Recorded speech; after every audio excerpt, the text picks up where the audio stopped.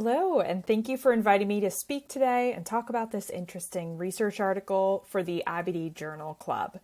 My name is Brittany Roman-Green, and I'm a private practice registered dietitian specializing in helping people with IBD.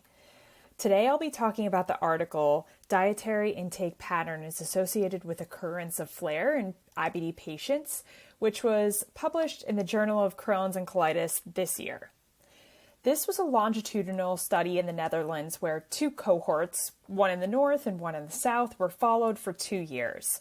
Patients were excluded from the study if they required tube feeding, if they were IRA or J-pouch patients, if there was missing data, or there was an implausible intake from their food frequency questionnaire. Flare was defined by colonoscopies, ultrasounds, CTs, MRIs, fecal calprotectins, symptom surveys accompanied by dose escalation or initiation of a new drug, or dose escalation or initiation of a new drug with a high CRP. Habitual diet intake was assessed via food frequency questionnaire, which was based on the participants' past month of diet intake. Data on food frequency questionnaire were linked to the Dutch food composition table to calculate mean consumptions of macronutrients in different food items.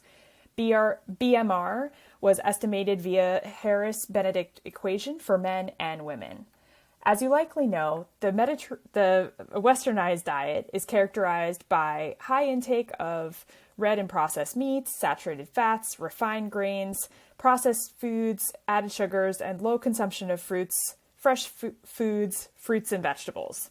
The westernized diet appears to significantly reduce microbial diversity in population, short-chain fatty acid production, and increase intestinal permeability.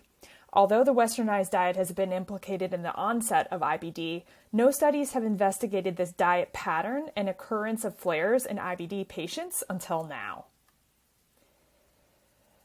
3 diet patterns were developed via principal component analysis, the first of which included a traditional Dutch diet, which is a variation of the westernized diet. The third pattern was similar to a prudent Dutch diet, which is a variation of the Mediterranean diet. Of the 427 patients in remission at baseline, 106 patients, about 25%, developed a flare during the follow-up. PCA revealed that being female and adhering to diet pattern number 1 were both significantly associated with an increased risk of flare during the follow-up.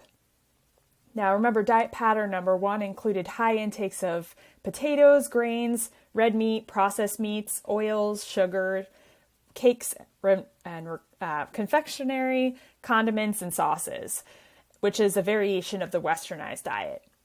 Compared to those who had a flare, those in remission had higher estimated caloric requirements and lower intakes of total protein, animal protein, red meat, and interestingly, vegetables.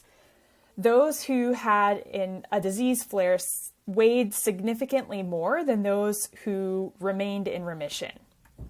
The strengths of the study include a long follow-up period of 2 years, and that they included 2 cohorts from different locations.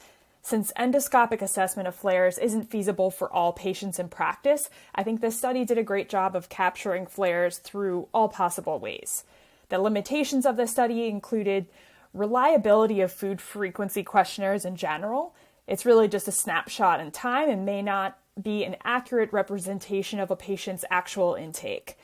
Since people with IBD often change their diet frequently as an attempt to improve their symptoms, it's also a limitation that they only had participants complete 1 food frequency questionnaire at the start of the study, rather than a few throughout. And food groups were based on categories in the Dutch food table, which can group healthy and unhealthy foods together, which could be why no diet pattern was associated with reducing the occurrence of flares.